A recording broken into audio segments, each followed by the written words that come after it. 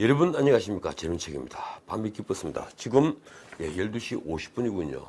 정경심에 대한 구속영장이 30분 전에 발부됐습니다. 자정을 넘겨 밤 12시 20분에 서울중앙지법 성경호 판사는 어제 오전 11시부터 6시경까지 영장심사를 했던 정경심에 대해 구속영장을 발부했습니다.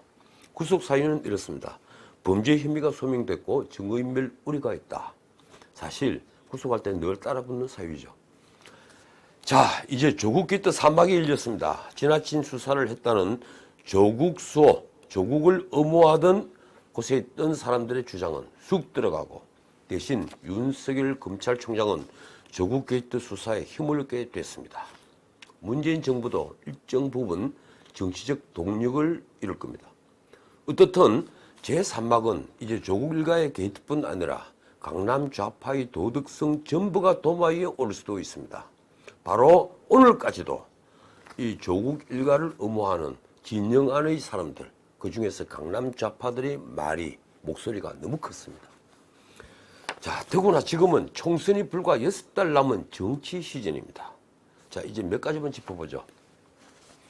어젯밤부터 지금까지 서초동에는 정경심을 지지하는 집회가 열리고 있습니다. 이 한쪽에서는 그의 구속을 요구하는 집회도 열리고 있고요. 한 사람의 인신구속을 두고 이처럼 찬성 반대 집회가 열리고 있는 것, 제 기억에는 없는 일입니다. 그만큼 조국 정경심 부부 사건, 이른바 조국 게이트는 온 국민의 관심을 끈 사건이었고 이 나라를 두 동강으로 갈라놓은 사건이었습니다. 그리고 무엇보다도 조국은 진영의 상징이었습니다. 정경심을 지지하는 모임 이름이 참 재밌더군요. 사법적폐청산 범국민 시민연대입니다. 그러니까 이제 검찰개혁이라는 화두를 넘어서서 조국은 사법개혁의 상징처럼 되어 있습니다. 진영에서 그렇게 만들기도 했지만 본인이 퇴임 전까지 그렇게 처신했죠. 내일은 없다는 각오로 검찰개혁을 하겠다. 이런 말을 기회 있을 때마다 언론 앞에서 했던 겁니다. 자, 오늘 이 시민연대 회원들은 반포대로 검찰청 앞에서 정경심을 응원하는 촛불문화제라는 걸 열고 무사귀환이라는 구호가 적혀있는 피켓을 흔들고 있더군요. 제가 봤습니다. 그 반대편은 자유연대입니다. 자유연대는 정경심의 구속이 사법정의를 바로 세우는 일이라면서 정씨의 구속을 촉구했습니다. 정경심과 조국은 공범이라면서 조국도 구속하라고 주장했죠. 어제 영장실질심사는 검찰과 변호인 간의 사실관계를 두고 치열한 다툼이 벌어졌다고 합니다. 정경심 측은 검찰 수사 과정에 기울어진 저울 같았다고 불구속 재판을 주장했다고 하는군요. 기자들 앞에서도 그렇게 말했다고 합니다.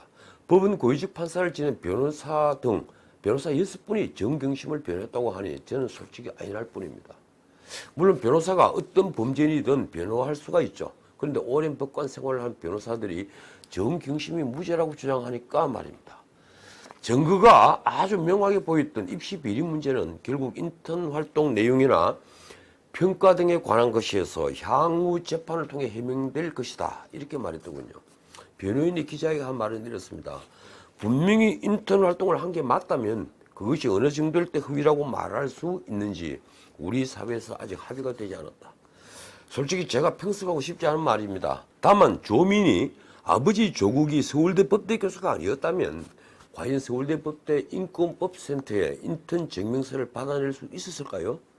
세미나에 단 한 번 참석하고 말입니다. 부모의 후광이 없었다면 고등학생이 병량 논문 제1제자가 될 수 있었을까요?